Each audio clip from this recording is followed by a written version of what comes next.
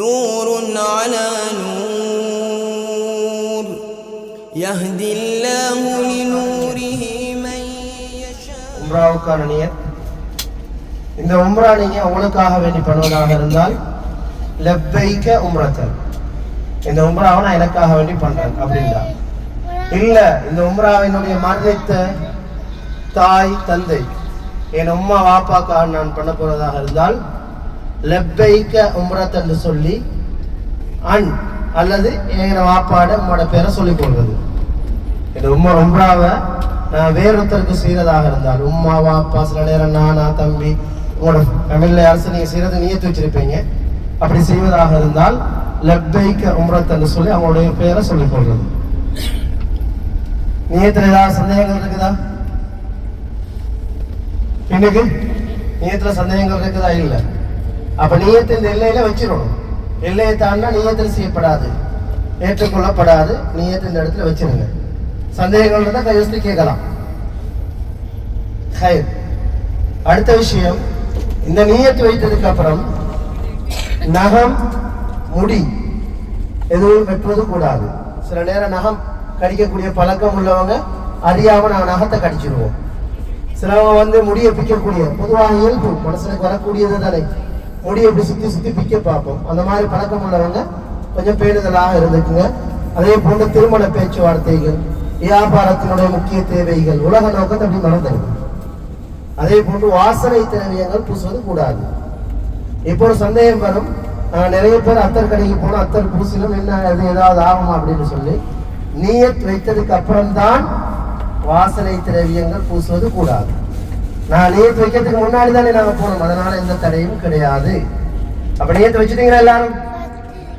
சந்தேகங்கள் இல்லையே. ஒரு நியத்துல ஒருத்தருக்கு தான் உம்ரா பண்ணலாம், ஒரு நியத்துல ஒருத்தருக்கு தான் உம்ரா பண்ணலாம். முதல் கிழமை நியத்து வைக்கிறது, இரண்டாவது கிழமை தவாஃப் பண்றது, மூன்றாவது சை, நான்காவது ஆண்கள் தங்களுடைய தலையை மொட்டை போடுவது அல்லது ஷார்ட் பண்றது, பெண்கள் தங்களுடைய கூந்தலை கத்தரிக்கிறது. நீங்க எத்தனை முறை உம்ரா செஞ்சாலும் கண்டிப்பாக தலைகள் என்ன செய்யப்படணும், வலிக்கப்படணும் அல்லது ஷார்ட் பண்ணப்படணும். பெண்கள் தங்களுடைய கூந்தலை வெட்டணும். இதை மறந்துடக்கூடாது. அடுத்தது ஒரு நியத்தில் ஒருத்தருக்கு தான் பண்ணணும்ன்றது நல்லா ஞாபகமாக வச்சு கொள்ளுங்க. இப்ப எங்களுடைய தாயிஃபுடைய வரலாற்றுல கடைசி பகுதிக்கு வரலாம். ஸல்லல்லாஹு அலைஹி வஸல்லம் அவர்களிடத்துல ஒரு முறை ஆயிஷா ரலியல்லாஹு தஆலா அன்ஹா, அல்லாஹ்வின் தூதருடைய மனைவி, ஒரு செய்தியை கேட்கிறாங்க. யா ரசூலல்லாஹ், அல்லாஹ்வின் தூதரே, ஹல் அத்தா அலைக யௌமுன் கான மின் அஷத்தி யௌமி உஹதின். அல்லாஹ்வின் தூதரே, உங்களோட வாழ்நாள்ல நீங்க உஹதுல பட்ட கஷ்டம் மாதிரி வேற ஏதாவது இடங்கள்ல உங்களோட வாழ்நாள்ல நீங்க கஷ்டத்தை பட்டிருக்கிறீங்களா, துன்பத்தை பட்டிருக்கீங்களான்னு கேட்கிறாங்க ஆயிஷா ரலியல்லாஹு தஆலா அன்ஹா. ஸல்லல்லாஹு அலைஹி வஸல்லம் அவர்கள் தாயிஃபுடைய வரலாறு சொல்றாங்க. ரசூலுல்லாஹ் நீண்டதோர் செய்தி, முஸ்லிம்ல வரக்கூடிய செய்தி, நீண்டதோர் செய்தி. அந்த செய்தியை சொல்லிக் கொண்டு வருகின்ற போது ஸல்லல்லாஹு அலைஹி வஸல்லம் சொல்றாங்க, என்னால இயலாம அன மஹ்மூமுன் பிவஜ்ஹி, என்னால இயலாம நான் என்ன செய்றேன், ஒரு இடத்தை அடைஞ்சேன். அந்த இடம் எது? கர்மஸ்தஆலிப் என்ற இடம். கர்மஸ்தஆலிப் என்பது இப்ப நாங்க வந்து அந்த மீகாத்தினுடைய இடம், ஆரம்பத்தில் அந்த பகுதிக்கு வந்து கர்மஸ்தஆலிப் என்ற பெயர் இருக்குது. கர்மஸ்தஆலிப் என்ற இடத்தை அடைந்தவுடன் என்னை ஃபஇதா அன பிஸஹாபத்தின் கத் அதல்லத்னி, என்னை மேக கூட்டம் சூழ்ந்து கொள்வது போன்று, நிழல் கொடுப்பது போன்று நான் என்ன செய்றேன், உணர்றேன். நான் வந்த சமயத்துல மேகம் என்ன செய்யுது, அந்த இடத்துல நிழல் கொடுப்பது மாதிரி எனக்கு விளங்குது. ஃபரஃபஅத்து ரஅஸி, என் தலையை நான் உயர்த்தி பார்த்த வானத்தை நோக்கி, ஃபஇதா ஃபீஹா ஜிப்ரீல், அந்த இடத்துல ஜிப்ரீல் இஸ்லாம் அவர்களை கண்டு கொண்டேன். ஃபனாதானி ஜிப்ரீல், ஜிப்ரீல் இஸ்லாம் அவர்கள் என்னை அழைத்தார்கள். இந்த செய்தி ஆயிஷா ரலியல்லாஹு தஆலா ரசூலுல்லாஹ் சொல்லிட்டு இருக்கிறாங்க. ஃபனாதானி ஜிப்ரீல், ஜிப்ரீல் இஸ்லாம் அவர்கள் என்னை அழைத்தார்கள், அழைத்து சொன்னார்கள், இன்னல்லாஹ கத் சமிஅ கௌல கௌமிக லக் வமா ரத்து அலைக். நபியே, அந்த தாயிஃபாசிகள் உங்களோடு நடந்து கொண்ட விதம், அவர்கள் உங்களோடு உரையாடிய பேசிய விதம், நீங்கள் அழைப்பு பிரச்சாரம் செய்த நேரத்திலே அவர்கள் அந்த அழைப்பு பிரச்சாரத்துக்கு தந்த மறுப்பு வார்த்தை, மறுப்பை அல்லாஹு தஆலா அவதானித்து விட்டான். என்னோடு மலைக்கு பொறுப்பான மலக்கை அனுப்பியிருக்கிறான். நீங்க எதை செய்யணும்னு ஆசைப்படுறீங்களோ அதை என்ன செய்யலாம், அந்த மலக்குக்கு கட்டளையாக பிறப்பிக்கலாம். உங்களோட சாய்ஸ். நீங்க எதை விருப்பப்படுறீங்களோ அதை அந்த மலக்கிட்ட சொன்னீங்கன்னா அந்த மலக்கு செஞ்சிருவாரு. ஸல்லல்லாஹு அலைஹி வஸல்லம் திரும்ப பேசுறாங்க. அந்த சந்தர்ப்பத்தில் ஃபனாதானி மலக்குல் ஜிபால், மலைக்கு பொறுப்பான மலக்கு என்னை அழைத்தார். அழைத்து வஸல்லம அலைய, சலாத்தை சொன்னார்.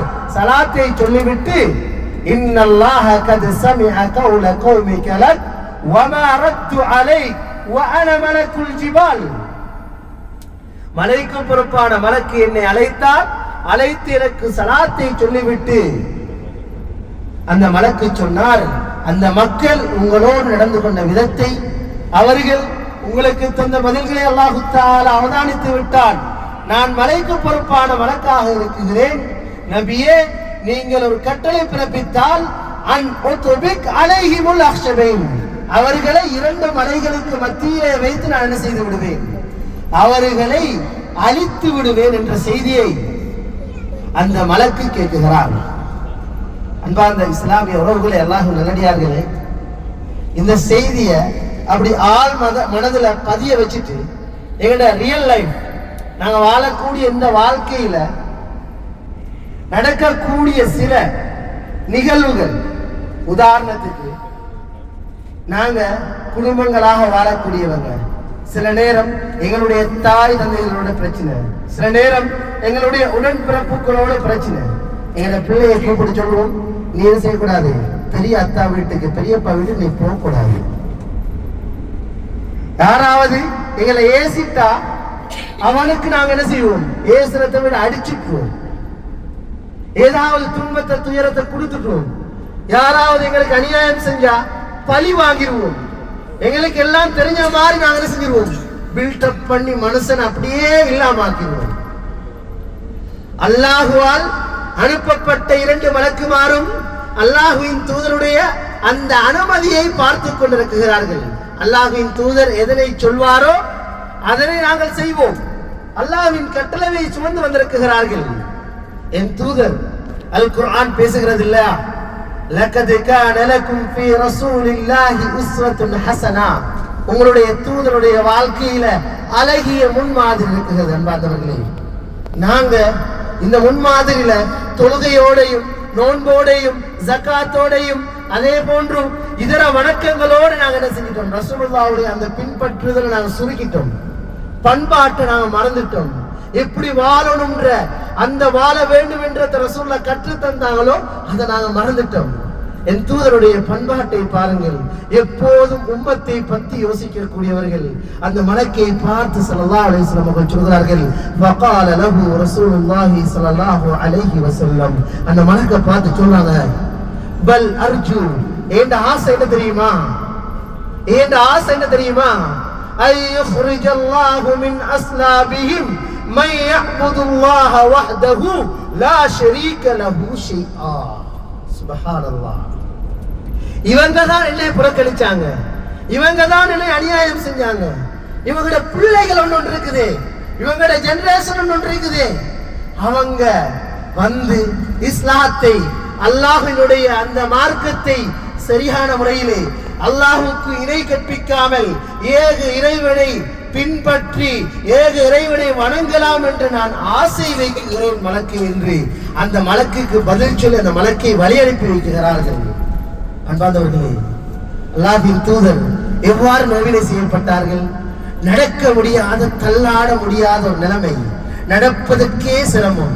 அந்த சந்தர்ப்பத்திலும் கூட என் தூதர் சொன்ன வார்த்தை என்னன்னு தெரியுமா, இறைவா, என்னுடைய இயலாமையின் காரணத்தினால் தான் இவர்களுக்கு இஸ்லாத்தை சொல்வதற்கு எனக்கு அந்த வாய்ப்பு கிடைக்கவில்லை என்ற அந்த தன்னுடைய இயலாமையை தான் சொன்னார்களே ஒழிய அந்த மக்களை சாபமிடவில்லை. நாம் என்ன செய்யறோம், ஏதாவது பிரச்சனை வந்துட்டா தருத்திரியம், நாசமா போயிருவான், இடிவிழுந்து போயிருவான், போற இடத்துல செத்துருவான், ஆக்சிடென்ட் ஆயிருவான், சாபம் விட்டுருவோம். அன்பானவர்களே, இது அல்ல இஸ்லாம் எமக்கு சொல்லித் தரக்கூடிய பண்பு. ஒரு நபிமொழியை ஆழமாக மனதிலே பதிய வைத்துக் கொள்ளுங்கள். ஒரு முறை அல்லாஹ்வின் தூதர் ஸல்லல்லாஹு அலைஹி வஸல்லம் அவர்கள் சஹாபாக்களை பார்த்து கேட்கிறார்கள், என்னுடைய தோழர்களே, அத்ததுரூன மல் முஃப்லிஸ், வங்குரோத்துக்காரன், நஷ்டவாளி, லொஸ்டாயினவன் யார், எனக்கு சொல்லித்தாங்களே. சஹாபாக்கள் சொல்கிறார்கள், அல் முஃப்லிசு ஃபீனா மன் லா திர்ஹம லஹு வலா மதா. அல்லாஹ்வின் தூதரே, யாரிடத்தில திர்ஹம், அதே போன்று உலகத்தினுடைய அந்த ஆசா பாச வாழ்க்கைகள், செல்வ செழிப்புகள், உலகத்திலே இருக்கக்கூடிய மாடா மாளிகைகள், உலகத்தினுடைய செல்வந்தங்கள் யாரிடத்திலே இல்லையோ அவர்கள் தான் நஷ்டவாளிகள். அல்லாஹ்வின் தூதரே ஸல்லல்லாஹு அலைஹி வஸல்லம் அவர்கள் நஷ்டவாளி அடையாளப்படுத்துறாங்க. பாருங்க, இன்னல் முஃப்லிஸ மின் உம்மத்தி, இந்த சமூகத்திலே யார் நஷ்டவாளி தெரியுமா? யதி யௌமல் கியாமா, ஒரு அடியான் நாளை மறுமை நாளையிலே வருவான்.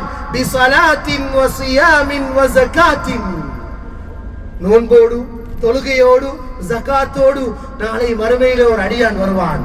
அந்த அடியானுடைய சிந்தனை எல்லாம் எவ்வாறு இருக்கும்? நான் தொழுத தொழுகை என்னை சுவர்க்கத்துக்குள் அழைத்து செல்கின்றது, நான் கொடுத்த ஜகாத் என்னை சுவர்க்கத்துக்குள் அழைத்து செல்ல போகிறது, நான் பிடித்த நோன்பு என்னை சுவர்க்கத்துக்குள் அழைத்து செல்ல போகிறது என்று நன்மையோடு வந்திருப்பான். பாவத்தோடு அல்ல, நன்மையோடு வந்திருப்பான். அந்த சந்தர்ப்பத்திலே ஒரு அடியான் வருவான், வந்து சொல்வான், வயதீக திஷதமஹாதா, இறைவா, இந்த இருக்கிறான் தானே, தொழுது நோன்பு பிடிச்சு ஜகாத் கொடுத்து இபாதத்திலேயே தன்னை வாழ்க்கையை கழிச்ச அந்த அடியான் இருக்கிறான் தானே, இவன் தொழுதெல்லாம் உண்மைதான், ஆனா எனக்கு அடிச்சான், என்னை ஏசினான், ஏண்ட சொத்து செல்வங்களை, ஏண்ட உரிமையான விடயங்களை வீணான முறையில் அபகரிச்சு சாப்பிட்டான் யாரம். அந்த நேரத்தில் அல்லாஹு தஆலா என்ன செய்வான் என்று தெரியுமா?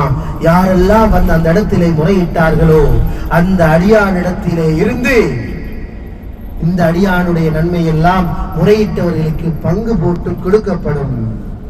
அல்லாஹ்வின் தூதர் சொல்கிறார்கள், ஃபஇன் ஃபனியத் ஹஸனாத்துஹு கப்ல ஐ யுக்தா மா அலைஹி, இவன் சுவர்க்கவாதியா நரகவாதியா என்று தீர்ப்பு கொடுப்பதற்கு முன்னரே அவனுடைய அத்துணை நன்மைகளும் காலியாகிவிடும். நஊது பில்லாஹ். இந்த நிலைமையிலிருந்து நான் நீங்களும் பாதுகாப்பு தேட வேண்டும் என்பார்களே. ரசூலுல்லாஹ் சொல்றாங்க அந்த ஹதீஸ்ல தொடராக, உஹித மின் ஹதாயாஹும், யாரெல்லாம் வந்து முறையிட்டார்களோ அவர்களுடைய பாவத்தை எடுத்து இந்த அடியானுக்கு கொடுக்கப்பட்டு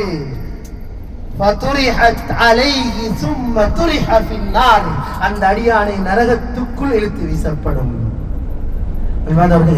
உலகத்துல நான் வாழக்கூடிய நாம் ஒரு பிசினஸ், ஒரு தொழில் செய்யறா, நாங்க பணத்தை செலவழிப்போம். பணத்தை செலவழிக்கும் போது பணத்தை இன்வெஸ்ட் பண்ணுவோம், முதலீடு பண்ணுவோம். இந்த தொழிலை நல்லா செய்யணும், 1000 பேர்ட்ட 100 பேர்ட்ட நாங்க மஷூரா கேட்போம், இந்த பிசினஸ் இந்த இடத்துல சக்சஸ் ஆகுமான்னு. யாராவது இந்த பிசினஸ் லொஸ்ட் ஆயிரும்னு சொன்னா உடனே நான் என்ன செஞ்சிருவோம், அந்த பிசினஸ் செய்ய மாட்டோம். அன்பார்ந்தவர்களே, நாம் தொழக்கூடிய தொழுகை, நாம் பிடிக்கக்கூடிய நோன்பு, நாம் செய்யக்கூடிய இபாதத்துகள், இந்த தவாஃப்கள், உம்ராக்கள் அத்துணையும் எமது மறுமைக்கான இன்வெஸ்ட், எமது மறுமைக்கான முதலீடுகள். அன்பார்ந்தவர்களே, நான் தொழுத தொழுகை என்னை சுவர்க்கத்துக்குள் அழைத்து செல்ல வேண்டும். நான் பிடித்த நோன்பு என்னை சுவர்க்கத்துக்குள் அழைத்து செல்ல வேண்டும். நான் கஷ்டத்தோடு செய்த, கால்வடியோடு செய்த தவாஃப் என்னை சுவர்க்கத்துக்குள் அழைத்து செல்ல வேண்டும். நான் செய்த உம்ரா ஹஜ்ஜுக்கள் என்னை சுவர்க்கத்துக்குள் அழைத்து செல்ல வேண்டும். அவ்வாறு அழைத்து செல்ல வேண்டும் என்றால் பிறரோடு நல்ல முறையிலே நடக்க வேண்டும் என்பார்களே. பிறருடைய விடயத்திலே நானும் நீங்களும் மோசடி செய்தால் அது எதுவாக இருக்கலாம், சிறியதோர் வார்த்தையின் மூலமாக ஒருத்தருடைய மனதை உடைப்பதாக கூட இருக்கலாம், எமது நடத்தையின் மூலம் பிறருடைய மனது புண்படுவதாக கூட இருக்கலாம். அன்பானவர்களே, அல்லாஹ்வை பயந்து கொள்வோம். பண்பாடு இல்லாமல் சுவர்க்கத்தினுடைய வாடையை கூட நுகர முடியாது. சுவர்க்கத்தினுடைய வாடையை கூட நுகர முடியாது. இந்த தாயினுடைய வரலாறு அல்லாஹ்வின் தூதருடைய பண்பாட்டை சொல்லித் தருகிறது. அல்லாஹ்வின் தூதர் சபிப்பவராகவோ, நிந்திப்பவராகவோ, அடுத்தவருக்கு துன்பம் கொடுக்குவராகவோ அல்லாஹ்வின் தூதர் இருந்ததில்லை என்பார்களே. அந்த உம்மத்தி முஹம்மத் சொல்லக்கூடிய அந்த உம்மத்திலிருந்து அந்த சமூகத்திலிருந்து வந்தவர்கள் நாம். முஹம்மது ரசூலுல்லாஹி ஸல்லல்லாஹு அலைஹி வஸல்லம் அவர்களை வழிகாட்டுதலாக பின்பற்றக்கூடிய நாம் அந்த பண்பாட்டை நானும் நீங்களும் மறந்துவிடக் கூடாது. வல்லவன் ரஹ்மான் இந்த தாய்களுடைய இந்த பிரயாணத்திலே இந்த வரலாறிலே படிப்பினை பெற்ற நன்மக்களாக மக்களோடு நல்ல முறையிலே மனிதர்களோடு நல்ல முறையிலே வாழ்ந்து மறைவதற்குரிய பாக்கியத்தை வல்லவன் ரஹ்மான் எனக்கும் உங்களுக்கும் குறிப்பாக என்னை பெற்ற தாய்களுக்கும் வல்லவன் ரஹ்மான் அந்த பாக்கியத்தை நசீபாக்க வேண்டும். வல்லவன் ரஹ்மான் எவ்வாறு இந்த உலகத்திலே என்னை உங்களையும் இந்த புனித தீனுல் இஸ்லாம் என்ற நிஅமத்தை தந்து இந்த மக்கமா நகருக்கு அழைத்து வந்தானோ, இந்த மக்கமா நகரை அழைத்து வந்து அந்த இடத்திலே எவ்வாறெல்லாம் இபாதத் செய்தானோ, வல்லவன் ரஹ்மான் அந்த புனிதத்தை உணர்ந்த புனிதவான்களாக வல்லவன் ரஹ்மான் நம் அனைவரை மாற்றி அள்ள வேண்டும். வல்லவன் ரஹ்மான் மரணம் வருகின்ற வரைக்கும் தூய முஸ்லிம்களாக வாழ்ந்து தூய முஸ்லிம்களாக மரணிக்கக்கூடிய பாக்கியத்தை வல்லவன் ரஹ்மான் மீண்டும் நமக்கு தர வேண்டும். وآخر دعوانا أن الحمد لله رب العالمين. السلام عليكم ورحمة الله وبركاته. لبيك اللهم لبيك لبيك لا شريك لك